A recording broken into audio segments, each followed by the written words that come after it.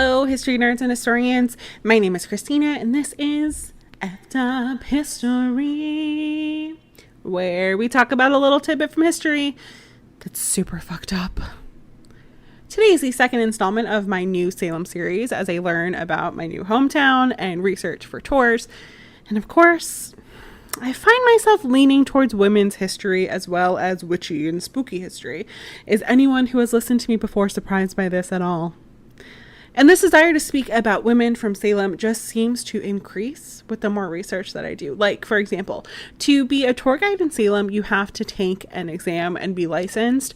And the city provides you a study guide that has these scan pages from these really outdated books, like literally from the 50s and 60s, that gives information about notable places and history and people. And I could barely find anything about women in these books. And I actually found myself getting like a little annoyed when I was going through this study guide because they would scan an entire page that had what they deemed pertinent information on it, but wouldn't redact the information that wasn't deemed important. So I would start reading something interesting and then wouldn't be able to finish it. So I actually went and found these books online to read in full to see what I missed. And I thought it would also be an added bonus, learning about some of the history that the city didn't deem important. And even in that, in reading the entirety of these books, women are barely mentioned. If women are mentioned, it's usually only like in passing as a reference to their husbands, like Nathaniel Hawthorne lived here with his wife Sophia. Or saying that like certain women were in town, like Mr. So-and-so went to go see Jenny Lind in Boston. Even though these women may have done amazing things themselves, and partially because I was getting annoyed, but also out of pure curiosity, I went to the index and went through and like physically counted the women mentioned in one of these books.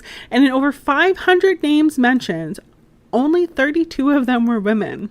And 5 of those were only Mrs. Husband's name. And that's fucked up. And here at Effed Up History, we like to bring light to people who society may have forgotten or overlooked, even if those people are half of the population. And I know some of you who may not be as interested in women's history as me, and obviously not as like passionate about it, and only want to listen to my sarcastic social commentary, might be thinking, well, Krystina, maybe women just didn't do that much back in the day in Salem. And to that, I say, I found quite a few women so far who were amazing and influential, not only to Salem's history, but to U.S. history as a whole. And quite a few of them happened before these now outdated books were written. So I decided that my tour angle is a Women and Witches history tour, where we talk about notable women in Salem's history, the history of witchcraft, and then, of course, the Salem witch trials. I'm planning on offering another tour option as well, but we'll talk about that in another episode. And you all, my amazing history nerds and historians, will get to hear about these stories first. So with this Women and Witches history tour in mind, today we're going to talk about Charlotte Forten.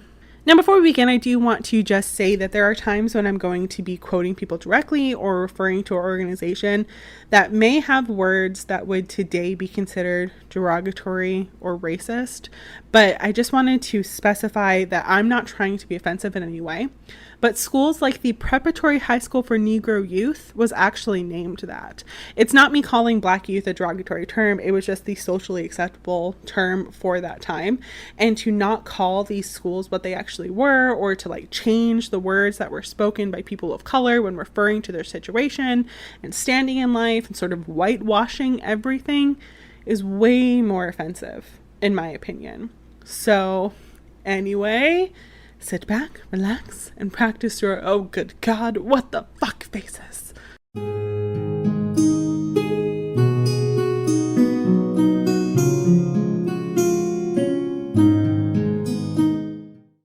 Charlotte Louise Bridges Forten was born August 17th, 1837 in Philadelphia, Pennsylvania, which was actually just a few days ago, so happy belated 184th birthday, Charlotte. Her father was Robert Bridges Forten, and her mother was Mary Virginia Wood. Robert was born a free black man in Philadelphia, and Mary Virginia was actually born into slavery in North Carolina. She was freed in 1832 with her mother and sisters and relocated to Philadelphia, where she later met Robert, and they got married in 1836. Charlotte was born, as I said already, in 1837, and unfortunately Mary died in 1840 when Charlotte was only 3. Charlotte spent the rest of her childhood with her grandmother and aunts on both sides helping raise her, along with her father, so she still had a significant maternal presence in her life, but she definitely had this kind of hole in her heart where her mother could be, and she wrote about it a lot later in some further poetry. Charlotte's grandfather was a really interesting man named James Forten, and although this episode is about Charlotte, we need to talk about how amazing this man and some of the other people in her life are first, to show her roots and what helped contribute to the kind of person she was. And I just love James Forten. He's getting up there with Mary Ellen Pleasant, guys. So James Forten was born in 1766 in Philadelphia, Pennsylvania, and was born a free black man and was educated in a Quaker school for black children. I'm almost positive that I did mention this when we spoke about Mary Ellen Pleasant before, who is still one of my favorite people to date, but the Quakers were some of the first abolitionists in the country. James's father died when he was relatively young, so James started supporting his family by working odd jobs around the town, and during the Revolutionary War, at only 15 years old, he volunteered to be a powder boy on a privateer ship, which is just a really fancy name for a pirate ship. More specifically, a legal pirate ship. So the government, not just in the colonies, but in other countries as well, would legalize piracy during war times or times when it seemed like war was imminent. Sort of like a rogue navy. During the Revolutionary War, James was actually captured and imprisoned for 7 months by the British, but this didn't make him dislike the British because he actually moved to England for about a year after the war, but the call of a brand new country that was seeming to struggle when it came to racial equality made him move back to Philadelphia, where he continued working with ships. He eventually got an apprenticeship as a sailmaker under a man named Robert Bridges, which he later named one of his sons after. And James was then promoted to foreman, having more than 30 people under him. And at the age of 32 in 1798, James Forten purchased this company and became one of the richest, if not the richest, black men in this new country of the United States of America. Now, one article that I read about him said that during this time, it was rare for an apprentice to take over the business that he learned the trade in, and even more rare, practically non-existent, for a black man to learn a trade and then take over a largely successful white-owned business that was integrated, because James employed black and white men at his business. He also perfected a sail with this company that allowed ships to maneuver easier and sail faster, and accumulated a wealth of anywhere from $100,000 to $300,000, depending on what sources you read, which in the year 1800 would be equivalent of over $300 to $600 million today. If my calculations are correct, but you all probably know by now, I hate math. Now, while some people would take this money and buy a giant house and never work another day in their lives or concern themselves with the outside world, James gave back to the community. He purchased slaves' freedom, he opened a school for black children, contributed money to known large abolitionists during this time, and his home, located at 336 Lombard Street, was a stop on the Underground Railroad. He was very involved in politics and wasn't afraid to speak out for the cause. He also spoke out a lot against some of the abolitionist ideals of the time, because there was this ongoing argument by the American Colonization Society that slavery should be abolished. Yay! And all of the freed slaves should be sent to Liberia, because they were only fit to either be servants in America or barbarians in Africa, which was not yay. And James stood up to them and argued that biologically we're all the same species, and a white man and a black man could both be educated and business owners and positively contribute to society, as he stood there in front of them, an educated free black man pre-Civil War. Look in my eyes and tell me I don't contribute to society and that I only belong in Africa, or as a fucking servant. I'll wait, American Colonization Society. He wrote in one pamphlet, quote, "Has the God who made the white man and black left any record declaring us as a different species? Are we not sustained by the same power, supported by the same food, hurt by the same wounds, wounded by the same wrongs, pleased with the same delights, and propagated by the same means? And should we not then enjoy the same liberty and be protected by the same laws? And the American Colonization Society was like, no, but you are such a leader and an influence, and people will listen to you. You could be the king of Liberia. Isn't that what you want? Don't you want to be a fucking king? And he responded that he would rather stay James Forten, sailmaker in Philadelphia, than enjoy the highest offices and the gift of their society. And that although their ancestors were brought to America against their will, they should be able to stay and prosper in the land that was built on the blood and sweat of their people. And to be told to go back where he came from when he was born in America, and his father was born in America, and his father's father was born in America, was nonsensical, because his people, his family, had not been in Africa for over 100 years at this point. America is his home, and he and all of the other people of color deserve to be there as much as the white people. And he gathered together a whole group of black men who protested the American Colonization Society. Some historians call James Forten the first true abolitionist in America, and he continued to fight this fight until his death in 1842, where he had one of the largest funerals in the history of Philadelphia even today. In addition to black rights, James was also a feminist and used his money in support of the women's rights movement with his wife, Vandine. James's daughter, or also Charlotte's aunt, Harriet, met Robert Purvis, who was also really influential in the abolitionist movement and an advocate for the women's rights movement, serving as the vice president of the Women's Suffrage Society, and was also a stop and safe house on the Underground Railroad. Charlotte's grandmother Vandine and her aunts Harriet, Margaretta, and Sarah all were heads of the women abolitionist movement and founded free private schools for black children in Philadelphia. And her father, Robert, was also a sailmaker and abolitionist like James, and became a recruiter in Maryland during the Civil War, where he came down with erysipelas, which is a skin infection. And when he died from that in 1864, he was the first black man in America to be buried with full military honors. So with all of this in mind, it is no wonder that Charlotte was bound to do amazing things.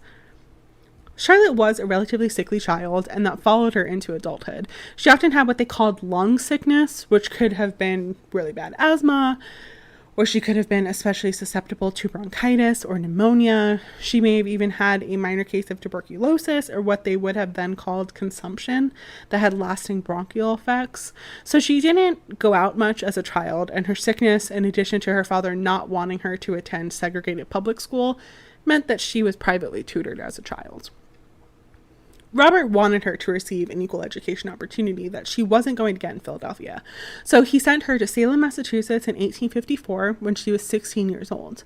Salem during this time had a large free black community, and the schools were integrated, which was really cool to read and learn about, because I grew up in the South, and all I heard about growing up was how everything was segregated, and Brown versus Board of Education, and the Little Rock Nine, and Ruby Bridges, and Martin Luther King Jr., and Malcolm X, and how integration was such a big deal, and that so many people fought for and lost their lives for in the South. And while that is still true, 100%, I assume that's how it was in the entire country. So to read that Charlotte came to Salem and attended an integrated school pre-Civil War when slavery was still rampant in the South was incredible to read.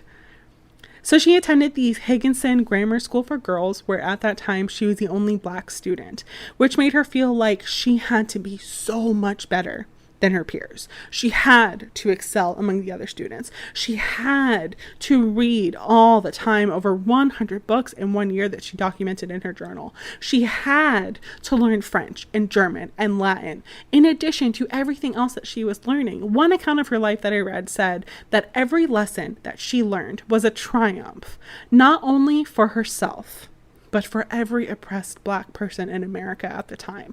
By excelling in all things, she could help convince a hostile world that black people were just as capable of self-improvement as white people, which is such a heavy burden for one person to bear, especially when they are a child.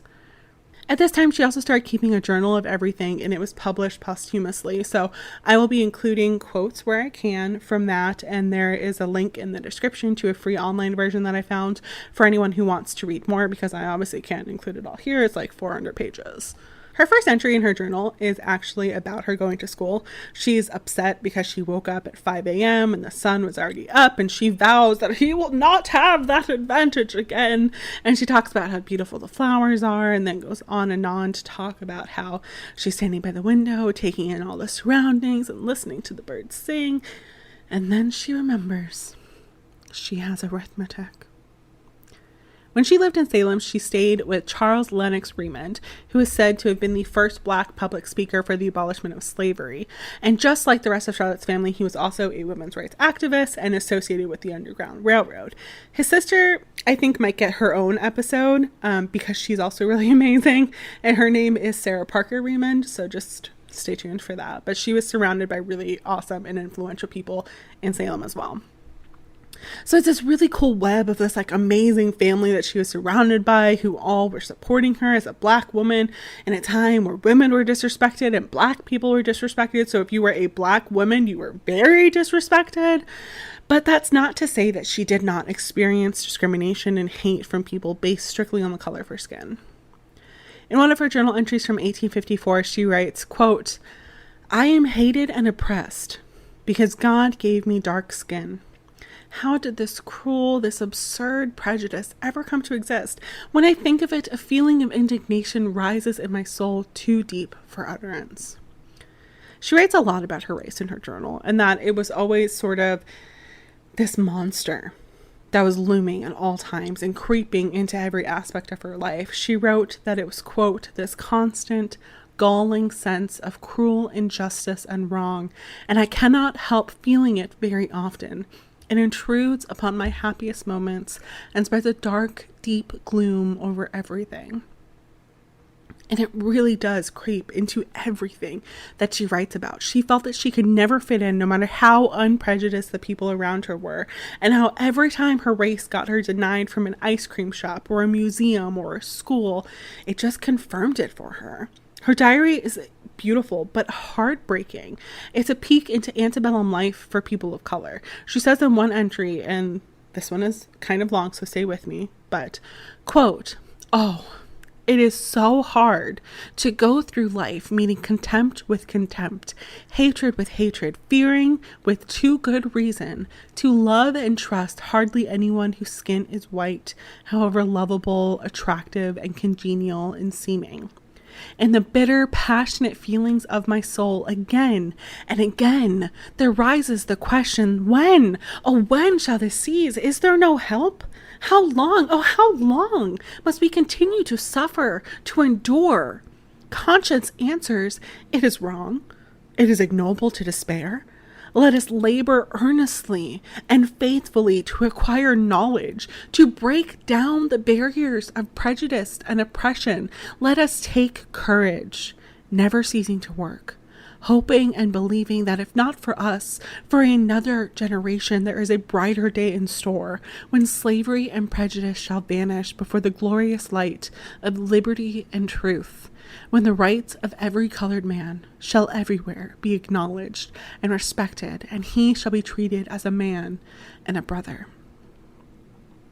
She was also justifiably really distraught and wrote a lot about a Black man that escaped slavery to Boston and was captured and imprisoned with multiple guards awaiting trial to determine if they should free him or sentence him to death, essentially, whether that was by execution or being extradited back to the South to be worked to death. She kept writing about it and how upset she was by it. And she was giving this like day by day update on the trial and what everyone was hearing. And she visited Boston and talked about the, quote, soldiers who were looking from the windows with an air of insolent authority, which made her blood boil while she felt the strongest contempt for their cowardice and servility. The man, who she calls Mr. Burns, was unfortunately sent back to servitude, and she went on and on about how terrible it was, and how Massachusetts let everyone down, and the judicial system was cowardly, and should be regarded only with scorn, and that there was an attempt to rescue him, but he was so heavily guarded by soldiers with bayonets and fucking cannons that he couldn't be. that this man would be deprived of his freedom for committing the great crime of leaving a life of bondage in a state that, quote, proudly boasts of being the freest in the world on this very soil where the revolution of 1776 began, in the site of the battlefield where thousands of brave men fought and died in opposition to tyranny, and how she felt that that was nothing compared to the oppression that they were experiencing then, and how the country itself was terrible, and how dare they celebrate Independence Day when things like this happen. I'm like, I know I'm talking about this quite a bit, but it was so influential for her, and she continued to write about it, and this literally made her father refuse to move to Massachusetts. You know, she was already an abolitionist because of how she was raised. And Mr. Burns wasn't the first time she witnessed slaves escape to the North only to be brought back. But it seemed to me, reading these entries, that because Massachusetts seemed so progressive and was the heart of the beginning of the American Revolution, that it should be different. And it wasn't. And it really just kind of made her hate the entire country. And she started really idolizing England and wanting to live there, and she thought that it was terrible that communications over telegrams were spreading into America because England would then be influenced by the horribleness of America. And although she wanted to live there, and although her father did live there for a time, there were things happening in America that were too important, in her opinion. So she stayed. And she also wrote during this time how she believed that churches and clergymen supported the institution of slavery. And she brought it up to people. Like, she was very vocal about this, and they vehemently opposed her beliefs, but she kept speaking these thoughts. And the racial oppression that she faced made her question her faith a lot too. She was a Christian, but she battled a lot of issues around that, like how God could create a world like this, and how Christians could support systematic oppression. When Charlotte graduated from Higginson Grammar School in 1855, she was honored as one of the finest pupils of her class. She then enrolled in the Salem Normal School, which is now Salem State University, because she wanted to be a teacher. She really enjoyed and appreciated her time at school, saying later that it was some of the happiest days of her life. She graduated the next year in 1856. Immediately following this, she got a job at the Epps Grammar School and became the first Black teacher in Salem Public Schools. I read that she was accepted by the school board and the students and the community, quote, without even a flurry of excitement, because she was so well respected. She taught there for the next 2 years and didn't really like teaching, honestly, but she liked living in Salem and the opportunities that she got here when it came to learning and to the abolitionist movement. She was able to attend all sorts of anti-slavery lectures and be part of societies and committees, and she also wrote a lot during this time. It was published multiple times. But unfortunately, teaching and studying and attending all of these rallies was really bad on her health. And in 1858, she left the Salem school system and went back to Philadelphia. The newspaper, the Salem Register, wrote a whole article about her and said that her connection with the school was happy and there was no unpleasant circumstances, and they were happy to report that she was a great teacher, and that the community should also be given credit and praise for sanctioning this experiment of having a Black teacher. But the National Anti-Slavery Standard reprinted this article and added that it was amazing that they wrote this, and that during this time, Salem was the most conservative city in Massachusetts, and they were showing how valuable and intelligent a woman of color could be. And that after all this, who could say that prejudice was invincible? She went back and forth between Salem and Philadelphia and took additional classes between 1859 and 1862, and then began teaching at her alma mater, Higginson Grammar School for Girls. During this time, she was also a member of the Salem Female Anti-Slavery Society.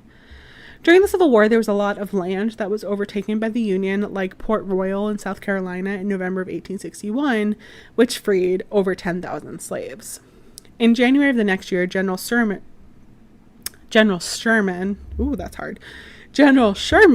wrote to the War Department that instructors should be sent to educate these former slaves. This request was passed on to the Department of Treasury, which thankfully had Salmon P. Chase as the secretary, who saw this opportunity to show the rest of the country that Black people were not only suited for servitude, and that if they were given the opportunities and access to education and land of their own, they can be positive contributors to society. And those that were on the other side of the argument in this war wouldn't have a leg to stand on anymore.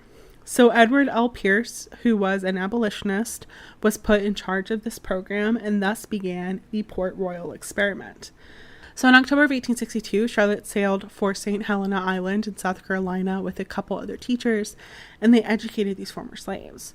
She was the first Black teacher to join this project, and young and old were finally able to learn how to read and to get the education that was denied for them for so long.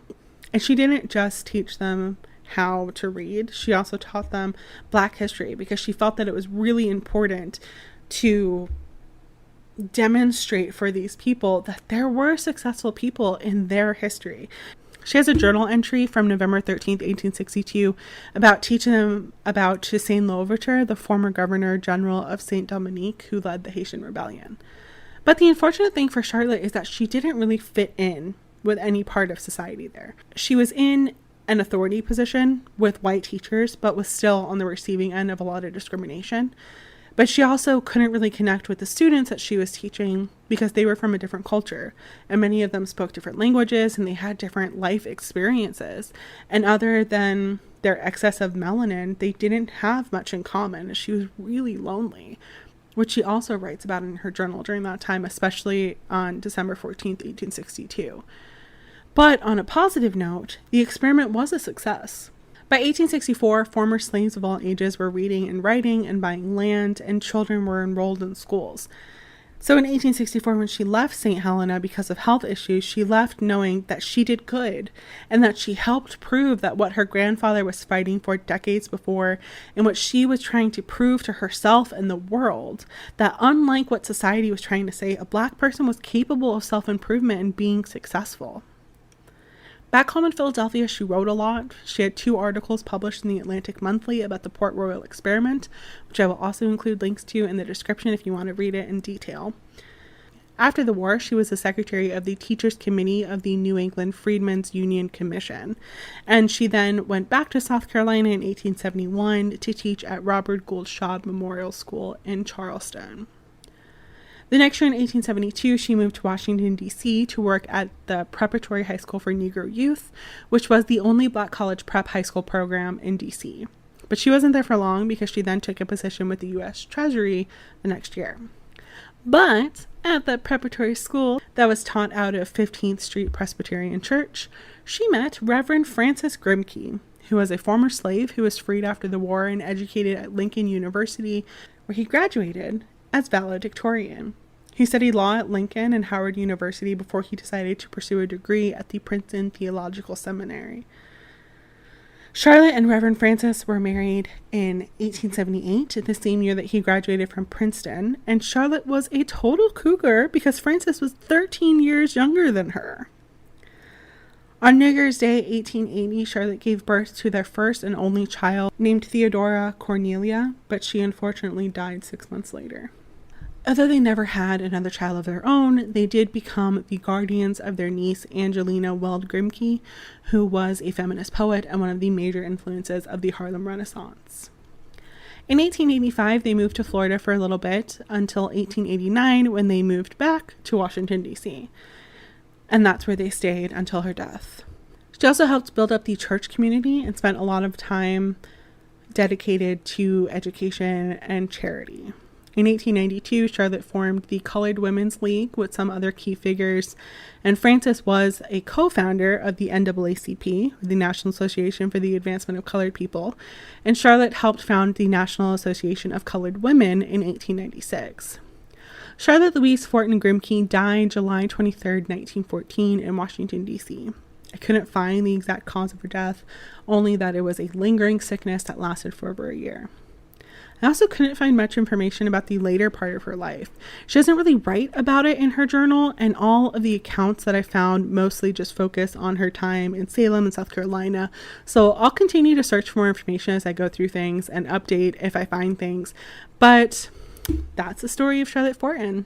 In Salem, there's now a small park named after her, and Salem State University has an exhibit dedicated to her. I want to end this account of her life with one of the poems that she wrote. It's called In Florida.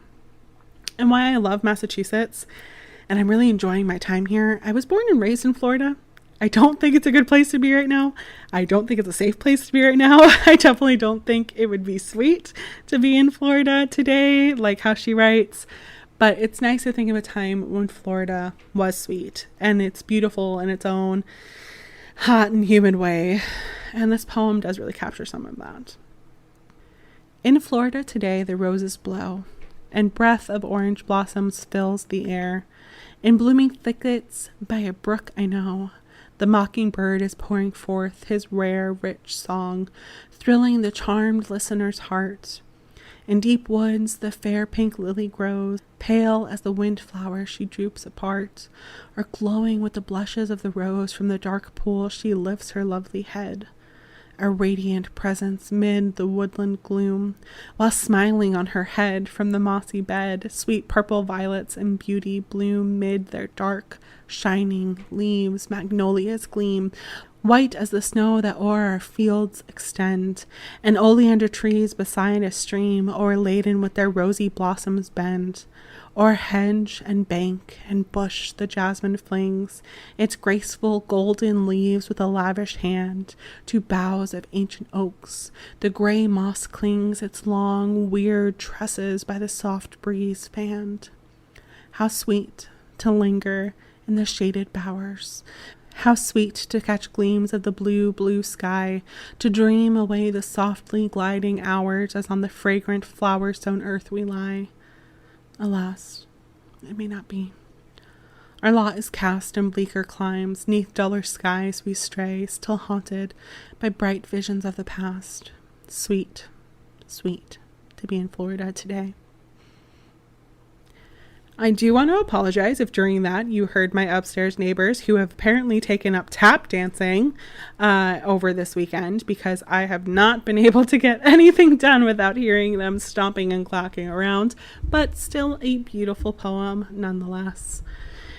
Thank you so much for listening today. If you have a story from history or mythology that you'd like to hear me discuss, please reach out. You can email me at effeduphistory@gmail.com or message me on any social media that I never post on at Effed Up History. I'm doing the Salem Series right now for the next few foreseeable episodes, but I will not be doing this forever, and I'm still adding to that list of things to cover.